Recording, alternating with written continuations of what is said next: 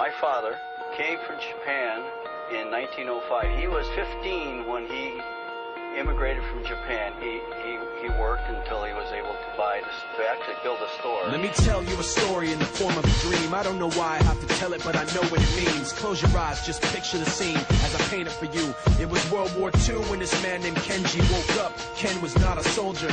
He was just a man with a family who owned a store in L.A. That day, he crawled out of bed like he always did, bacon and eggs with wife and kids. He lived on the second floor of a little store he ran. He moved to L.A. from Japan. They called him immigrant. In Japanese, he'd say he was called Issei. That meant first generation in the United States when everybody was afraid of the Germans, afraid of the Japs, but most of all afraid of a homeland attack. And that morning, when Ken went out on the doormat, his world went black, cause right there, front page news 3 weeks before 1942, Pearl Harbor's been bombed and the Japs are coming. Pictures of soldiers dying and running. Ken knew what it would lead to, just like he guessed. The president said the evil Japanese in our home country would be locked away. They gave Ken a couple of days to get his whole life packed in 2 bags. Just 2 bags. Couldn't even pack his clothes. Some folks didn't even have a suitcase to pack anything in, so 2 trash bags is all they gave them. And when the kids asked Mom, where are we going? Nobody even knew what to say to them. Ken didn't want to lie. He said the U.S. is looking for spies, so we have to live in a place called Manzanar, where a lot of Japanese people are. Stop it. Don't look at the gunman. You don't want to get the soldiers wondering if you're gonna run or not, because if you run then you might get shot. Other than that, try not to think about it. Try not to worry about it being so crowded. Someday we'll get out. Someday. As soon as war broke out, the FBI came and they just come to the house and you have to come. All the Japanese have to go. They took Mr. Nii. People couldn't understand why they had to take him because he's just innocent laborer. So now they're in a town with soldiers surrounding them. Every day, every night, look down at them. From watchtowers up on the wall, Ken couldn't really hate them at all.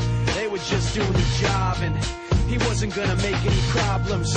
He had a little garden, vegetables and fruits that he gave to the troops in a basket his wife made. But in the back of his mind, he wanted his family's life saved. Prisoners of war in their own damn country, what for? As time passed in the prison town, he wondered if he'd live it down if and when they were free. The only way out was joining the army, and supposedly some men went out for the army, signed on, and ended up flying to Japan with a bomb. That 15-kiloton blast put an end to the war pretty fast.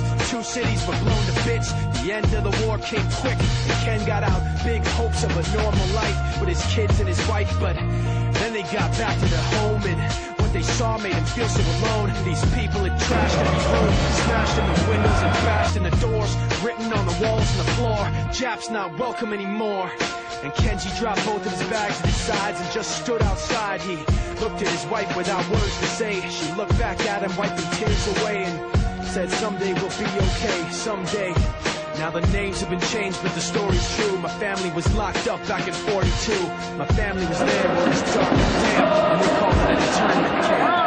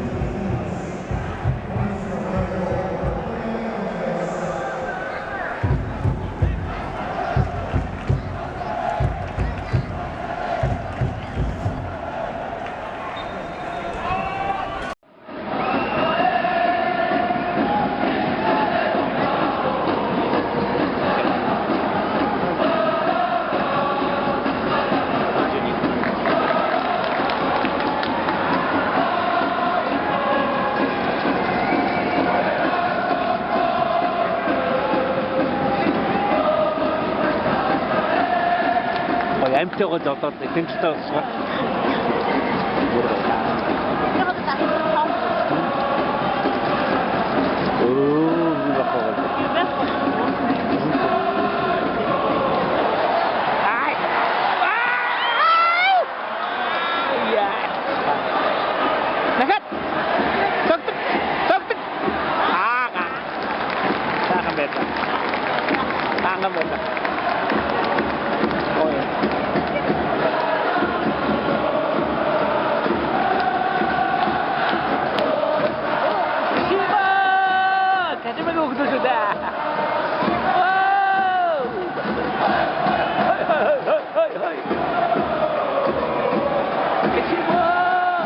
Maybe I'll take it. That's good.